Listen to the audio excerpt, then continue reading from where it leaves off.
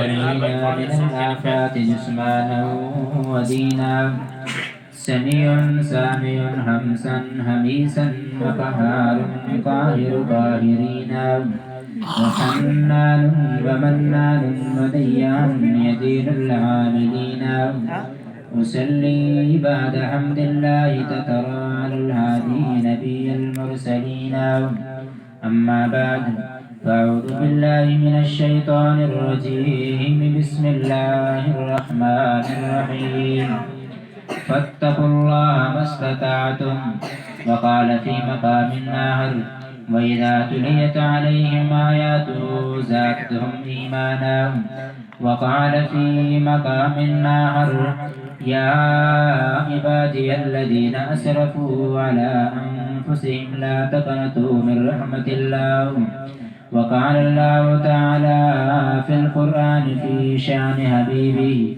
إن الله وملائكته يصلون على النبي يا أيها الذين آمنوا صلوا عليه وسلموا تسليما اللهم صل على محمد وعلى آل محمد كما صليت على إبراهيم وعلى آل إبراهيم إنك حميد مجيد اللهم بارك على محمد وعلى آل محمد كما باركت على إبراهيم وعلى آل إبراهيم إنك حميد مجيد زبان پر مومنوں کے جب بھی ذکر قرآن آئے زبان پر مومنوں کے جب بھی ذکر قرآن آئے لازم ہے کہ بعد اس کے ذکر سنت خیر الانام آئے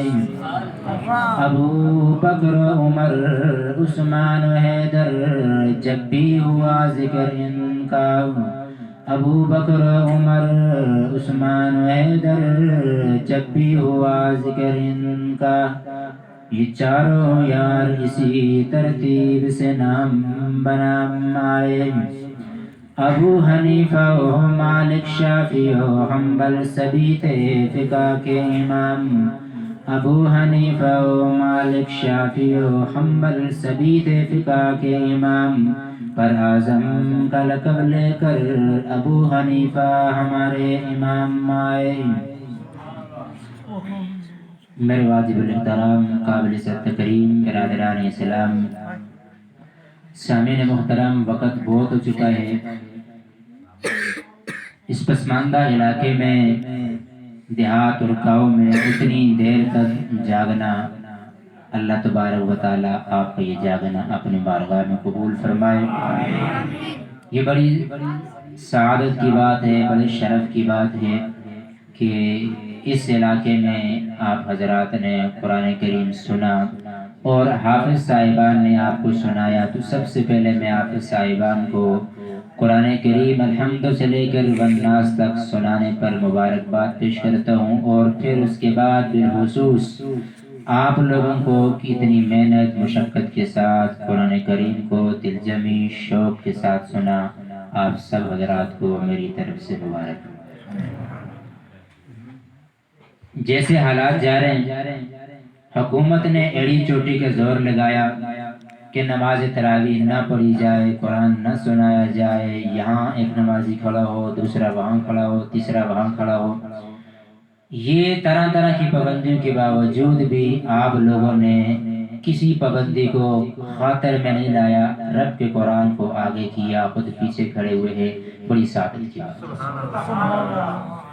یہ کورونا کا ڈرامہ اور مساجد کو بند کرنے کا بہانہ انشاءاللہ بہت جلد فلاح ہو جائے گا یہ ساری کی ساری اسلام کے خلاف دین کے خلاف مذہب کے خلاف قرآن کے خلاف قرآن والوں کے خلاف مدارس کے خلاف مساجد کے خلاف ایک سازش ہے یہ ایک سازش ہے بازاروں کے اندر رش ہے مارکیٹیں کھلی ہیں بینک کھلے ہیں لیکن اللہ کا گھر بند کرنا ہے مصیبت آئے اصحاب پیغمبر کی تاریخ اٹھا کے دیکھیے اللہ کے پاک پیغمبر کے پاک صحابہ کے دور کے اندر بھی طرح طرح کی وبائیں آئی ہیں لیکن کسی دور میں صحابہ یا تابعین یا سلف صالحین یا ہمارے بزرگان دین سے کہیں بھی ثابت نہیں ہے کہ وبا آ گئی ہے لہذا مسجد بند کر دو. نہیں، مسجدوں کا رخ کرتے تھے، مسجدوں کا رخ کرتے تھے، جا کے ان وباؤں کا علاج اللہ سے مانگا کرتے تھے. تو یہ بڑی سعادت کی بات ہے. سامعین محترم، میں قرآن کا جو پیغام ہے وہ آپ کو آج سنانا چاہوں گا. قرآن کی فضیلت، قرآن کا مقام، شان، مرتبہ وہ آپ سنتے رہتے ہیں. قرآن اللہ تبارک و تعالیٰ کے پیغامات سے بھری ہوئی کتاب ہے. اس میں بہت سارے اللہ کے پیغامات ہیں، اور ان پیغامات میں سے میں صرف 4 پیغام اللہ کا انسانیت کے نام جو وہ آپ کو سنانا چاہتا ہوں اور بتانا چاہتا ہوں. سب سے پہلا اللہ تبارک و تعالیٰ کا جو پیغام انسانیت کے نام ہے وَإِذَا تُلِيَتْ عَلَيْهِمْ آيَاتُهُ زَادَتْهُمْ ایمانا. فرمایا یہ میں نے قرآن ایک ایسی آیات پر مبنی نازل کر دیا ہے، اگر یہ ان پر اس وقت کے مخاطبین تو صحابہ تھے، لیکن آج بھی فرمایا کہ اگر ان آیات کو جن پر پڑھا جائے اور وہ صحیح طریقے سے سنے تو ان کے ایمان میں اضافہ ہو جاتا ہے. تو ایمان پر محنت کرنی ہے قرآن کے ذریعے سے. اگر اللہ کی ذات پر ہمارا صحیح معنی میں ایمان، ایمان، یقین مستحکم آ جائے تو ہمارے تمام کے تمام مسائل حل ہوتے چلے جاتے ہیں. اب میں آپ کو مثال کے ذریعے سمجھاتا ہوں ہمارا ایمان کتنا کمزور ہو گیا. اصحاب پیغمبر کا ایمان کس قدر ہائی لیول کا عروج پہ تھا، اللہ تبارک و تعالیٰ کے فیصلے کیسے آیا کرتے ہیں. اب سنیے ایک مثال. حضرت امی فاطمہ رضی اللہ تعالیٰ عنہ، حضرت علی رضی اللہ تعالیٰ عنہ کی زوجہ محترمہ، ہمارے پاک پیغمبر محمد مصطفیٰ صلی اللہ علیہ وسلم کی لاڈلی آخری اور چوتھی بیٹی. ایک دن حضرت علی سے فرمانے لگی کہ میرا دل کرتا ہے انار کھانے کو. حضرت علی بازار گئے، ایک انار کا دانہ لے کر آئے، حضرت فاطمہ رضی اللہ تعالیٰ عنہ کے ہاتھ میں دیا. اب سننے والی بات ہے، دروازے پہ دستک ہوئی، سائل نے صدا لگائی کھانے کے لیے کوئی چیز ہے تو دے دے. حضرت فاطمہ رضی اللہ تعالیٰ عنہ نے حضرت علی سے کہا کہ علی یہ انار جا کر سائل کو دے دے. حضرت علی نے جا کر وہ انار سائل کو دے دیا. تھوڑی دیر گزری، پھر دروازے پہ دستک ہوئی، دیکھے کہ آدمی ایک تھیلا ہے، اس کے اندر 10 انار ڈالے ہوئے ہیں. فرمایا یہ ہماری طرف سے ہدیہ ہے. سبحان اللہ. حضرت علی رضی اللہ تعالیٰ عنہ نے کیا کیا، وہ 10 انار میں سے ایک انار نکال کے اپنے پاس چھپا دیا، 9 انار کے دانے لا کر حضرت فاطمہ کو دے دیے. جب حضرت فاطمہ نے گنے 9 تو حضرت علی سے پوچھا 10واں کدھر ہے؟ حضرت علی نے پوچھا تمہیں کیسے پتا ہوا کہ لانے والے نے 10 لائے تھے؟ فرمایا اب دیکھیے حضرت فاطمہ کا ایمان دیکھیے. فرمایا اللہ نے قرآن میں یہ نہیں کہا من جاء بالحسنۃ فلہ عشر امثالھا، جو ایک نیکی لے کر آئے گا اللہ کہتے ہیں میں اس کو 10 دوں گا. میں نے ایک انار دیا 9 کیسے؟ لاؤ میرا 10واں انار بھی لاؤ. اس کو کہا جاتا ہے اللہ کی ذات پر ایمان. قرآن تو ہم بھی پڑھتے ہیں نا، اللہ نے وعدہ کیا ہے جو ایک میرے نام پہ دے گا اللہ فرماتے ہیں میں اس کو 10 دوں گا. اب حضرت فاطمہ جیسا ایمان ہونا چاہیے. آج بھی اگر ہم ایک دے دیں اللہ اسی وقت دروازے پہ 10 پہنچا دے. ایمان کی کمزوری ہے یا نہیں؟ اللہ کا قانون وہی ہے. آج کہتے ہیں اگر ان واقعات کو سنایا جائے، لوگ کہتے ہیں جی وہ تو صحابہ تھے، ہم ان کو کہاں پہنچ سکتے. ہم شان کی بات نہیں کرتے، مقام کی بات نہیں کرتے، مرتبے کی بات نہیں کرتے. یقیناً ہم ان کے مرتبے کو نہیں پہنچ سکتے، لیکن اللہ کا قانون وہی ہے. نہ اللہ بدلا، نہ اللہ کا قانون بدلا ہے. اللہ کا وعدہ ہے جب بھی کوئی بندہ اللہ کے نام پہ ایک دے گا اللہ اس کے دروازے پہ 10 پہنچائے گا.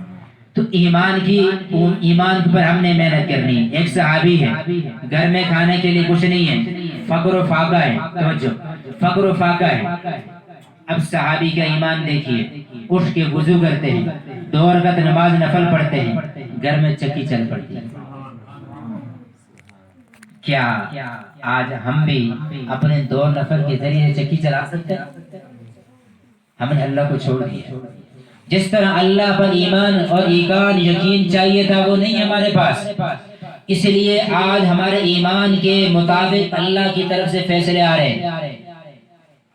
اب دیکھیے ایک آدمی کے پاس جب ایم پی اے کی سفارش ہو، ایم این اے کی سفارش ہو، وزیر کی سفارش ہو اور اس کی مائیت حاصل ہو، اس کا ساتھ حاصل ہو، تو بندہ بڑے دھڑلے سے کہتا ہے تمہارا کیا کر رکھ دا مرنے وزیر تھا، مرنے ایم این اے تھا، مرنے ایم پی اے تھا، تمہارا کیا کر رکھ دا، بڑے دھڑلے سے کہتا ہے۔ کیوں؟ وہ جانتا ہے وزیر کی طاقت کو، ایم این اے کی طاقت کو، ایم پی اے کی طاقت کو، وہ بڑے دھڑلے یقین کے ساتھ کہتا ہے تم میرا کیا کر سکتے ہو۔ اور جس بندے کے پاس کوئی سفارش نہ ہونا وہ کہتا جی بس اسمع اللہ ہی تھے۔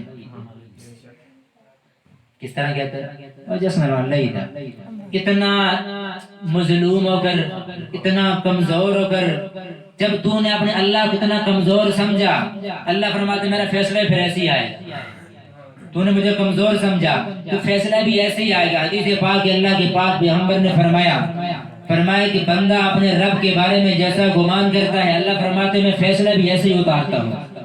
اگر وہ مجھے طاقتور سمجھے گا، قادر مطلق سمجھے گا، تو میں فیصلہ بھی مضبوط طاقتور اتاروں گا۔ اگر اللہ کو کمزور سمجھا جائے گا، اللہ فرماتے میں فیصلہ بھی اس کے حق میں کمزور ہی اتاروں گا۔ آج آپ مانگتے رہتے ہیں کیونکہ ایمان کمزور ایمان کے ساتھ مانگ رہے ہیں۔ تو پہلی چیز کیا ہے؟ ہم نے اپنے ایمان پہ محنت کرنی ہے، اور ایمان بنے گا قرآن سے۔ قرآن پڑھنا ہے، قرآن پڑھانا ہے، قرآن سیکھنا ہے، قرآن سکھانا ہے۔ ایک جنگ کے موقع پہ اللہ کے پاک پیغمبر صحابہ کرام سے ہٹ کر ایک درخت کے نیچے آرام فرما رہے ہیں، اتنے میں ایک کافر آ گیا، اٹھایا اور تلوار ہاتھ میں ہے، سارے صحابہ سائڈ پہ سوئے ہوئے ہیں۔ تو اس کافر نے کہا اب بتائیے آپ کو کون بچائے گا؟ اب کافر نے کہا سارے صحابہ سوئے ہوئے ہیں، اللہ کے پاک پیغمبر کے ہاتھ خالی ہیں، میرے ہاتھ میں خالی ننگی تلوار ہے۔ فرمایا یا محمد اب بتائیے کون بچائے گا؟ اللہ کے پاک پیغمبر نے اس ایمان کے ساتھ فرمایا میرا اللہ۔ اس کافر کا لرزہ طاری ہو گیا۔ صحیح روایت حدیث کے اندر موجود ہے کہ وہ تلوار نیچے گر پڑی۔ اب اللہ کے پاک پیغمبر نے اٹھائی، فرمایا اب بتاؤ تمہیں کون بچائے گا؟ اب اس کا تو ایمان ہی نہیں تھا نا۔ اس نے کہا یا رسول اللہ یا محمد آپ کرم فرما دیں۔ فرمایا نہیں، جس نے مجھے بچایا وہ تمہیں بھی بچائے گا۔ فرمایا یہ تلوار لو، میں نے تمہیں معاف کر دیا ہے، اور اسی وجہ سے وہ مسلمان ہو گیا۔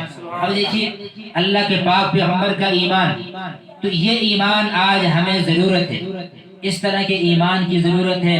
جب تک اس طرح کا ایمان نہیں ہوگا ہمارے مسائل حل نہیں ہوں گے، اس وقت تک ہم اصحاب پیغمبر کے نقش قدم پہ نہیں چل سکتے ہیں۔ تو پہلی چیز کیا ہے؟ یہ پیغام آپ کو قرآن کی آیات کی روشنی میں دے رہا ہوں کہ ہم نے اپنے بچوں کو اللہ کی ذات کا تعارف کروانا ہے۔ کہ میرے نوجوان ساتھیوں، یہ چھوٹے چھوٹے بچے بیٹھے ہوئے ہیں، تو ساری کائنات کو چلانے والا کون ہے؟ ساری کائنات کا خالق کون ہے؟ ساری کائنات کا مالک کون ہے؟ موت دینے والا کون ہے؟ زندگی دینے والا کون ہے؟ رزق دینے والا کون ہے؟ بیماری دینے والا کون ہے؟ شفا دینے والا کون ہے؟ دشمن سے بچانے والا کون ہے؟ کون ہے؟ ہمارا اللہ ہے۔ کون ہے؟ ہمارا اللہ ہے۔ یہ ہم نے یہ چیزیں ہم نے بچوں کو پڑھانی ہے۔ اگر ہمارے بچے کے دل میں یہ بات بیٹھ جائے کہ ساری کائنات کا خالق مالک رازق اللہ ہے، وہ کبھی کسی کے مسائل سے پریشان نہیں ہوگا۔ حضرت علی رضی اللہ تعالیٰ عنہ سے پوچھا گیا، آپ کہتے ہیں رزق دینے والا اللہ ہے، بندہ جہاں چلا جائے اس کا رزق پہنچ جاتا ہے۔ فرمایا یہ بتاؤ ایک بندہ بند کمرے میں ہے، کھڑکی بند، دروازہ بند، کوئی سوراخ نہیں ہے، فرمایا اس کا رزق کہاں سے آئے گا؟ حضرت علی نے فرمایا جہاں سے اس کی موت آئے گی، جہاں سے اس کی موت آئے گی۔ فرمایا اللہ نے دو چیزوں کا وعدہ کیا ہے، تم جہاں بھی چلے جاؤ اینما تکونوا یدرککم الموت ولو کنتم فی بروج مشیدہ، فرمایا تم مضبوط قلعوں کے اندر بند ہو کر بیٹھ جاؤ، فرمایا موت تمہیں وہاں بھی آ کر پکڑ لے گی۔ اور دوسرا وعدہ اللہ نے کیا وما من دابۃ فی الارض الا علی اللہ رزقها، فرمایا کوئی بھی زیرو چیز جو زمین پر چل رہی ہے اللہ فرماتے ہیں اس کے ساتھ میرا رزق کا وعدہ ہے۔ فرمایا جس طرح موت کا وعدہ ہے کہ بند قلعے کے اندر موت دے دوں گا، اسی طرح فرمایا جہاں کہیں بھی ہوگا میں اس کو رزق دے دوں گا۔ فرمایا جہاں سے موت آئے گی وہاں سے رزق بھی آ جائے گا۔ تو موت سے ہم بھاگتے پھرتے ہیں اور رزق کے پیچھے بھاگتے ہیں۔ تو یاد رکھنا جس سے موت سے چھٹکارا نہیں، رزق انشاءاللہ ہمارے پیچھے آئے گا۔ صرف اللہ کی ذات پر اپنا ایمان اور یقین بنانے کی ضرورت ہے۔ اور دوسرا پیغام فرمایا فاتقوا اللہ ما استطعتم، کہ اپنے دل کے اندر صرف اللہ کا ڈر رکھیں، اللہ کا خوف رکھیں، صرف اور صرف اللہ کا ڈر. اور اللہ کا ڈر پیدا ہوگا قرآن کے اندر غور و فکر کرنے سے، قرآن کے اندر تدبر کرنے سے. اللہ کے پاک پیغمبر کی حدیث ہے، فرمایا کہ اپنی آنکھوں کو بھی عبادت کا حصہ دو. صحابہ نے پوچھا یا رسول اللہ آنکھوں کی عبادت کا حصہ کیا ہے؟ فرمایا قرآن کا دیکھنا، قرآن کا دیکھنا. پھر فرمایا قرآن کے اندر غور و فکر کرو، تدبر کرو، قرآن کی آیات کے ذریعے سے درس عبرت حاصل کرو. حضرت عبید بن عمر رضی اللہ تعالیٰ عنہ صحابی رسول، حضرت امی عائشہ رضی اللہ تعالیٰ عنہ. کون ہے امی عائشہ؟ کون ہے امی عائشہ؟ اللہ کے پاک پیغمبر کی بیوی ہے، ہماری ماں ہے.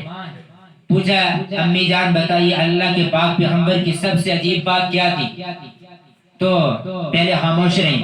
پھر فرمایا ایک دن ایسا ہوا کہ میں نے اللہ کے پاک پیغمبر سے کہا یا رسول اللہ کے پاک پیغمبر نے فرمایا عائشہ کہ میرا دل چاہتا ہے کہ آپ مجھے تنہائی میں علیحدہ چھوڑ دو کہ میں اللہ کی عبادت کرنا چاہتا ہوں.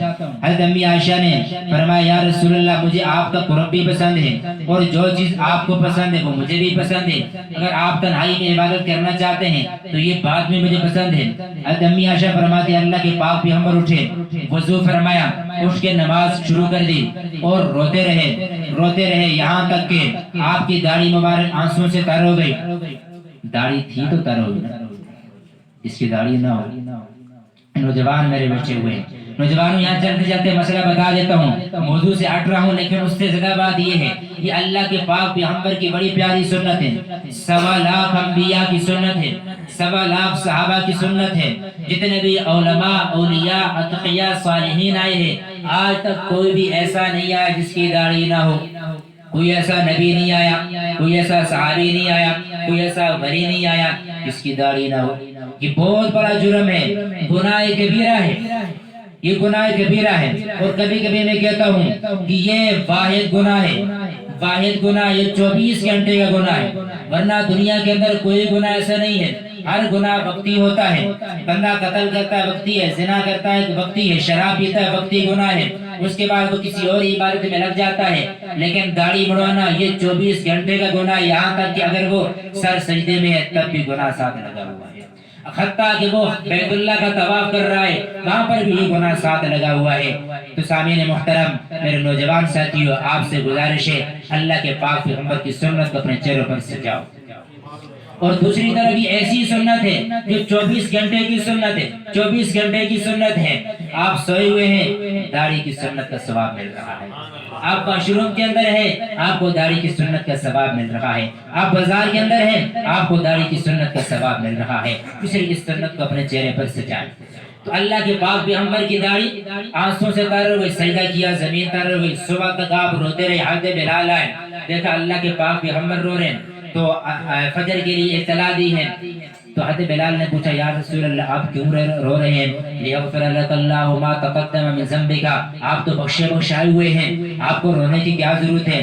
اللہ کے پاک پیغمبر نے فرمایا افلا اکون عبدا شکورا، کہ میں اللہ کا شکر گزار بندہ نہ بنوں کہ آج رات میرے اوپر ایک ایسی آیت نازل ہوئی ہے کہ جو بندہ اس آیت کو پڑھے اور اس میں غور و فکر نہ کرے اس کے لیے ہلاکت ہے.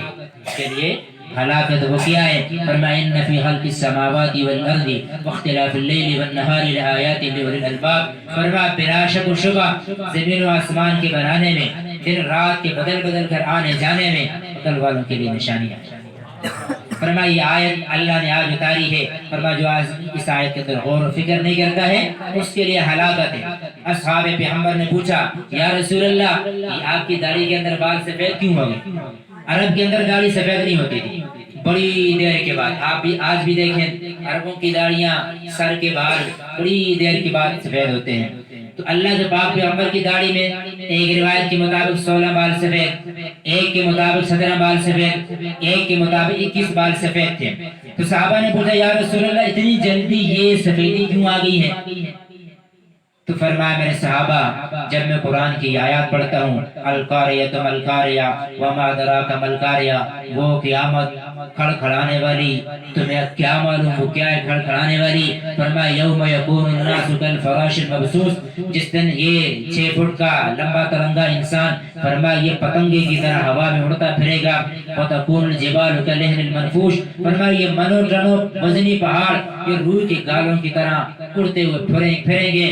فرمایا میرے صحابہ جب میں یہ آیات پڑھتا ہوں اذا زلزلت الارض زلزالها، جب قیامت کا زلزلہ آئے گا یہ زمین ہلا دی جائے گی اور زمین اپنے اندر کے خزانے باہر نکالے گی، یومئذ تحدث اخبارها، اور زمین خبریں بیان کرے گی، زمین کا ہر چپا بولے گا، جس نے سجدہ کیا ہوگا زمین بولے گی فلاں نے سجدہ کیا تھا، جس نے گناہ کیا ہوگا زمین بولے گی یا اللہ فلاں نے گناہ کیا تھا۔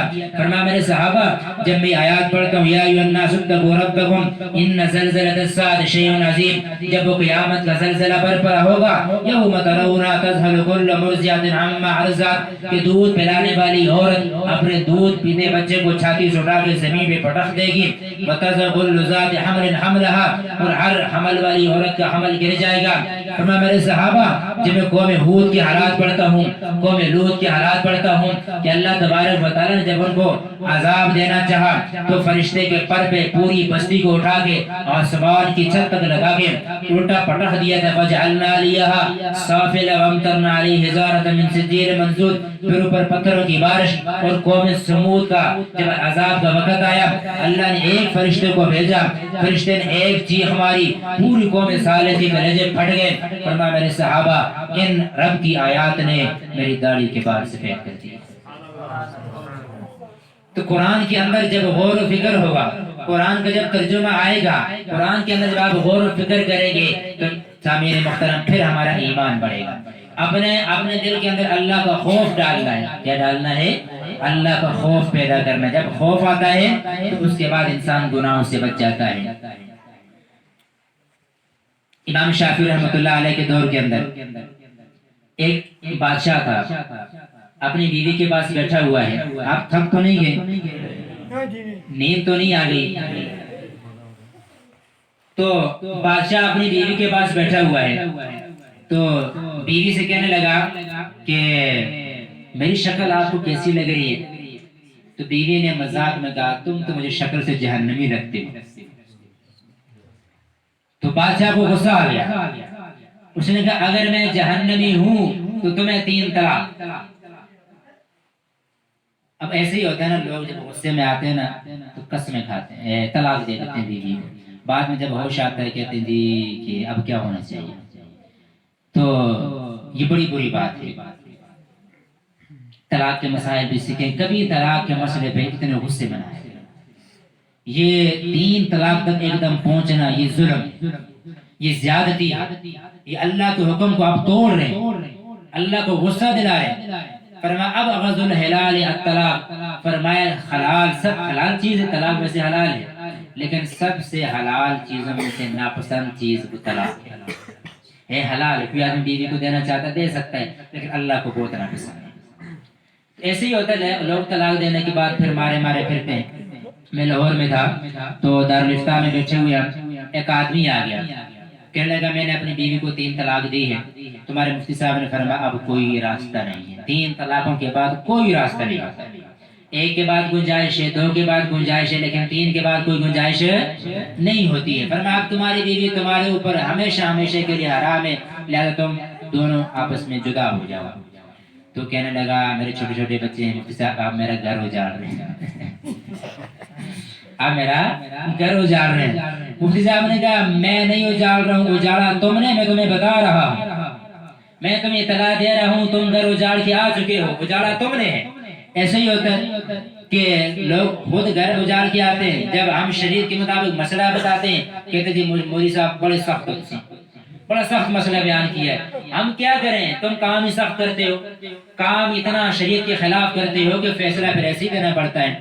تو اب اس بادشاہ نے فوراً غصے میں آ کر اگر میں شکل سے جہنمی ہوں تو پھر تمہیں 3 طلاق۔ جب بعد میں ہوش آیا اس نے کہا یہ کیا کر دیا میں نے، اب علماء کو بلایا تو علماء نے کہا اب دیکھو جنتی ہو یا جہنمی ہو ہمیں تو نہیں پتا، یہ تمہاری بیوی گئی ہے، اب کون ایسا بندہ ہے جو گارنٹی دے سکے تم جہنمی نہیں جنتی ہو؟ یہ گارنٹی کو دنیا میں دے سکتا ہے؟ کسی کے پاس یہ گارنٹی نہیں ہے جو تمہیں یہ کہہ سکے تم جنتی ہو۔ تو وہاں پر ایک سفید ریش بڑے عالم بیٹھے ہوئے تھے، تو ان سے بادشاہ نے پوچھا آپ کیا کہتے ہو؟ تو انہوں نے کہا کہ میں آپ کو جنت کی گارنٹی دے سکتا ہوں، لیکن پہلے میرے ایک سوال کا جواب دینا۔ چھوٹے بچے کہا میں آپ کو جنت کی گارنٹی دیتا ہوں، جنتی ہونے کی گارنٹی دیتا ہوں، لیکن میرے ایک سوال کا جواب دینا، اور اگر سوال کا جواب ہاں میں ہوا تو تب، نہ میں ہوا تو پھر کوئی گارنٹی نہیں۔ تو بادشاہ نے کہا سوال کرو۔ تو اس عالم دین نے کہا یہ بتاؤ کبھی زندگی میں ایسا موقع آیا ہے کہ اللہ کے خوف اور ڈر سے گناہ چھوڑا ہو؟ تو اس بادشاہ نے کہا کبھی زندگی میں اس طرح موقع تو نہیں آیا، لیکن ایک مرتبہ ایسا ہوا تھا کہ میں نے گناہ اللہ کے ڈر سے چھوڑا تھا۔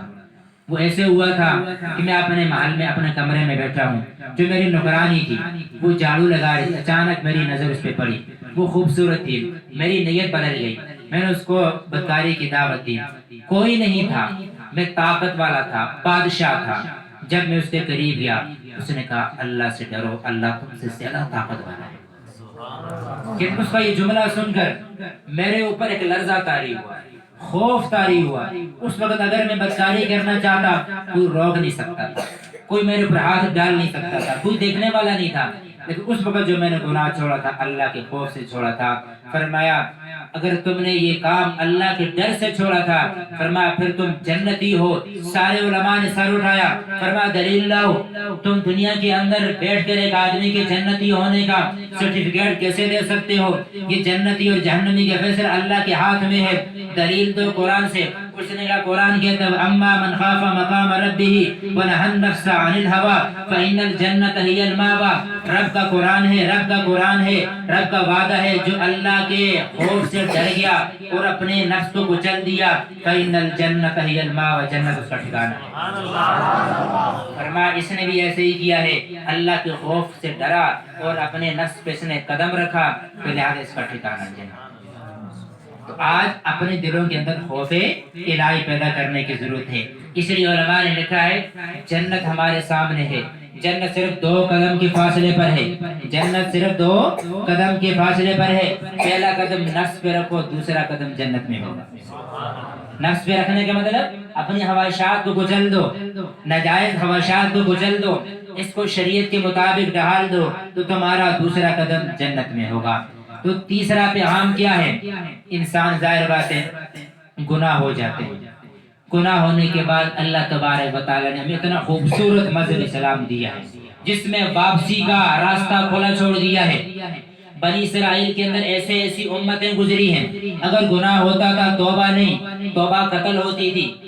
اگر کسی سے گناہ کبیرہ ہوتا تھا توبہ نہیں تھی، اس کو قتل کرو تب اس کا گناہ معاف ہوگا۔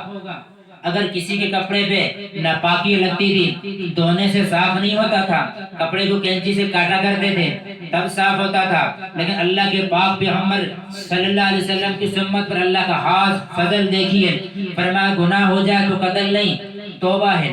اس لیے فرمایا یا عبادی الذین اسرفوا علی انفسہم لا تقنطوا من رحمت اللہ۔ انسان گناہ ہو جاتا ہے، خطا کا پتلا ہے۔ اللہ نے فرمایا یا عبادی الذین، اے میرے وہ بندو، اے میرے وہ بندو، اسرفوا علی انفسہم، جنہوں نے اپنے اوپر ظلم کیا، زیادتی کی، گناہ کر بیٹھے، لا تقنطوا من رحمت اللہ، کبھی میری رحمت سے مایوس مت ہونا۔ کوئی بات نہیں ہے، قتل کیا آ جاؤ، زنا کیا آ جاؤ، شراب پیے آ جاؤ، نمازیں چھوڑی آ جاؤ، زکوٰۃ نہیں دی آ جاؤ، لا تقنطوا من رحمت اللہ، میں تمہاری توبہ کا منتظر ہوں، میں تمہاری توبہ کا منتظر ہوں۔ گناہ کرنے کے بعد یہ مت سمجھنا پتہ نہیں اللہ مجھے معاف کرے گا یا نہیں کرے گا، میں نے ساری زندگی نماز نہیں پڑھی، اب اگر مسجد جاؤں تو پتہ نہیں اللہ میری نماز قبول کرے گا یا نہیں کرے گا، ساری زندگی میں نے روزے نہیں رکھے، اب اگر میں رکھ دوں پتہ نہیں فائدہ ہوگا یا نہیں ہوگا۔ اللہ فرماتے نہیں، تو آسمان کی چھت تک گناہ کر بھی میرے دربار پہ آ جائے، لا تقنطوا من رحمت اللہ، اور ایک بار کہہ دے اللہ مجھے معاف کر دے، اس کے سارے گناہوں کو معاف کر دے۔ یہ فرما ان اللہ یغفر الذنوب جميعا، فرما تم مجھ سے توبہ مانگو، تم مجھ سے مغفرت مانگو، بخشش مانگو، میرا وعدہ ہے یغفر الذنوب جميعا، ایک نہیں دو نہیں فلاں نہیں فلاں نہیں، فرما جميعا جميعا جميعا، سارے گناہوں کو معاف کر دوں گا۔ تو ہم نے مایوس نہیں ہونا ہے، مایوس نہیں ہونا ہے۔ جن بھائیوں سے نمازیں رہ گئی ہیں آ جائیں، ففروا الی اللہ، اللہ کی طرف دوڑ لگائیں، اللہ تمہاری توبہ کا منتظر ہے۔ وہ گزشتہ کی زندگی پہ استغفار کریں، توبہ کریں، اور آئندہ کی زندگی کے لیے مصمم ارادہ کریں کہ وہ نماز نہیں چھوڑیں گے۔ جنہوں نے روزے چھوڑے آ جائیں، اس سابقہ روزوں پر استغفار کریں کہ یا اللہ میں نہیں رکھ سکا، ان کی قضا کریں، ان کی جگہ پہ فدیہ دیں، اور آئندہ کے لیے صحیح طریقے سے مومن بن کر، مسلمان بن کر زندگی گزاریں۔ یہ تیسرا پیغام، اور چوتھا پیغام کیا ہے یا ایھا الذین آمنوا توبوا الی اللہ توبۃ نصوحا، ایمان والوں سے اللہ کہہ رہا ہے ایمان والوں سچی توبہ کرو، پکی توبہ کرو۔ اللہ کے پاک پیغمبر نے فرمایا التائب من الذنب کمن لا ذنب لہ، فرمایا گناہوں سے توبہ کرنے والا ایسا جیسے اس نے گناہ کیے ہی نہیں۔ یہ میں نہیں کہہ رہا ہوں، آپ کا پیغمبر، میرا پیغمبر، ساقی کوثر، شافی محشر، وہ پیغمبر جو ہمارے سفارشی بن کر کل قیامت کے دن آئیں گے، فرمایا میرے امتی پریشان نہیں ہونا، اللہ نے تمہارے لیے توبہ کا دروازہ کھولا چھوڑ دیا ہے۔ علماء نے لکھا ہے کہ توبہ اتنا بہترین مضبوط ہتھوڑا ہے، اگر یہ گناہوں کے بڑے بڑے پہاڑوں پہ مار دیے جائے تو سارے یہ بڑے بڑے گناہوں کے پہاڑ ریزہ ریزہ ہو جائیں گے۔ تو مایوس نہیں ہونا ہے۔ میں بہت زیادہ واسطہ پڑتا ہے نوجوانوں سے، ہمارا نوجوان مایوس ہو جاتا ہے۔ ظاہر بات ہے انسان خطا کا پتلا ہے، جوانی میں گناہ ہو جاتے ہیں، نماز نہیں پڑھی، روزہ نہیں رکھا، بدعمالی میں زندگی گزار دی ہے، اب وہ مسجد آتے شرماتے ہیں۔ اس دن پیر زندہ میں ہمارا ختم تھا، تو ایک دن میں نے کہا کہ جن بھائیوں نے تراویح نہیں پڑھی ہے نا، ان کو بھی آپ نے خصوصی دعوت دینی ہے۔ تو لہٰذا ایسا بندہ جو پورے 21 روزے مسجد میں نہیں آیا ہے، اگر وہ مسجد میں آ جائے نا، اس کو آپ نے صرف گھور گھور کے نہیں دیکھنا ہے جی تسی اور مٹھی کھانا ہے کہ چائے پینا ہے کہ نہیں، وہ اگر ایک دن بھی آ گیا اللہ کی رحمت اس پہ برس پڑی، اس کا بیڑا پار ہو جائے گا۔ یہ فیصلے اللہ نے اپنے ہاتھ میں رکھے ہیں، اس لیے یاد رکھنا اللہ بڑی بے نیاز ذات ہے۔ اللہ چاہے تمہاری 60 سال کی عبادت کو ختم کر دے، تمہیں کچھ نہ دے، کون پوچھنے والا ہے؟ اور اللہ چاہے 60 سال کے گناہوں کو معاف کر کے اس کو جنت دے دے، کون پوچھنے والا ہے؟ اس لیے کسی آدمی پر طنز نہ کرے، کسی آدمی کو برا نہ سمجھے، وہ جب بھی آ جائے مسجد اس کو خوشی سے قبول کریں، اس کو سینے سے لگائیں، اس کو بری نظر سے نہ دیکھیں، اس کو تانا نہ دیں۔ اللہ کے پاک پیغمبر کی شریعت میں یہ اجازت نہیں ہے کہ آپ کسی مسلمان پہ طنز کریں۔ اس لیے ہم نے سچی توبہ کرنی، سچی توبہ کرنی۔ علماء نے لکھا ہے کہ کل قیامت کے دن اللہ تبارک و تعالیٰ بندے سے یہ بھی سوال نہیں کریں گے، جس بندے نے دنیا میں سچی توبہ کی ہوگی، اللہ یہ بھی نہیں پوچھیں گے بندے تو نے گناہ کیا تھا لیکن ہم نے معاف کر دیا تھا، فرمایا ان گناہوں کا تذکرہ بھی نہیں ہوگا۔ کتنی بڑی بات ہے، کتنی بڑی بات ہے۔ اللہ یہ تذکرہ بھی نہیں کریں گے تو نے فلاں گناہ کیا تھا لیکن ہم نے معاف کر دیا لہذا آپ تمہیں جنت بھیجتے ہیں، فرمایا نہیں، گناہوں کا تذکرہ بھی نہیں ہوگا تاکہ میرا بندہ شرمندہ رہے۔ تو آج ہم سچی توبہ کریں گے یا نہیں کریں گے؟